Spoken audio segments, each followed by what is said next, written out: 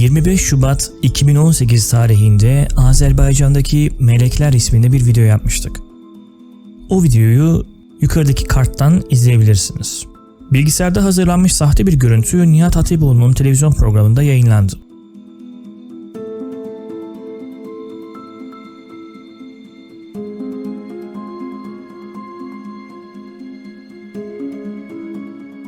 Her ne kadar Sayın Hatipoğlu görüntü için bu görüntüde görülen melek midir filan dememiz çok kolay değildir gibi bir ifade kullansa da ardından görülen varlıkların bir patlama sonucu göğe yükselen cisimler olmayacağını ifade etmesi izlenilen görüntüye inandığını gösteriyor. Az sonra yine Nihat Hatipoğlu'nun televizyon programında alıntı yaptığı bir haberden bahsedeceğiz. Ama oraya gelmeden önce internetteki zırvaların ortaya çıkarılmasında önemli bir pay sahibi olan Düz Dünyacıların Korkulu Rüyası Debunk Türk kanalı da bir melek görseli üzerine bir yayın yaptı. O videoyu da izlemenizi tavsiye ederim. Ayrıca o yayında kanalımızdan bahsettikleri için de teşekkür ederiz. Şimdi gelelim Sayın Nihat Hatipoğlu'nun videosuna. İzliyoruz. Amerika'daki NASA yapmış olduğu tetkiklerden varmış olduğu son bir buluşu ve resmi paylaştı. O büyük resme tekrar gelebilirsek arkadaşlar. Ve NASA bir açıklama yaptı, resmi bir açıklama. Açıklama yapan bilim adamları diyorlar ki biz ayın yüzeyinde derinlemesine bir yarığın olduğunu ve ayın ikiye bölündüğünü tespit ettik. Bu bölünme bir meteor yani bir gök cisminin çarpmasıyla olan bir bölünme değil. Eğer bölünme öyle olmuş olsaydı parçalanma şekilde olurdu. Çok nizami olarak sanki özellikle ay ikiye bölünmüş ve kesilmiş diyorlar. NASA bu açıklamayı yaptı. Açıklama yaptığı anda gazetecilerden birisi şöyle bir soru sordu.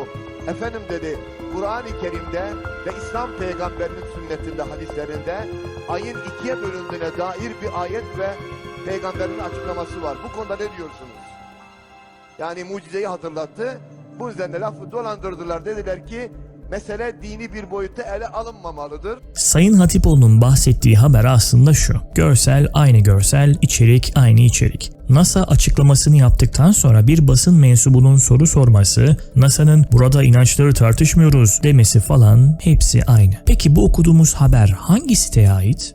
Bu haber bir zamanlar var olan ve yaptığı troll haberlerle gündem olan kirpice.com sitesine ait. Bir zamanlar var olan dedim çünkü bu isimde bir site günümüzde yok. Troll Haber, Sabah gazetesinin internet sitesinde hala daha duruyor. Haberde NASA başkanı olduğu söylenen eski astronot Tim Wrightler diye biri hakkında en ufak bir kayıt yok. NASA başkanları arasında böyle biri yok yani.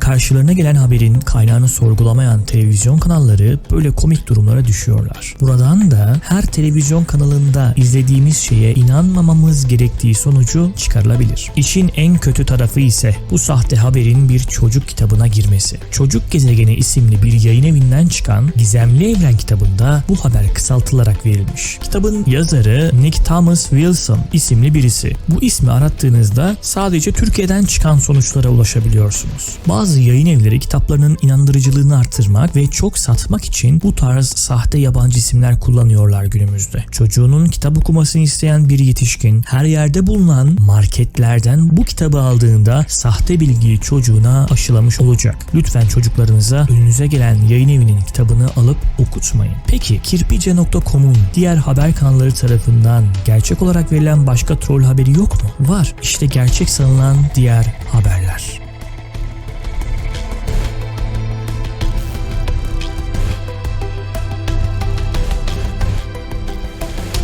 Her zaman şüpheci olun. Bir sonraki videoda görüşmek üzere.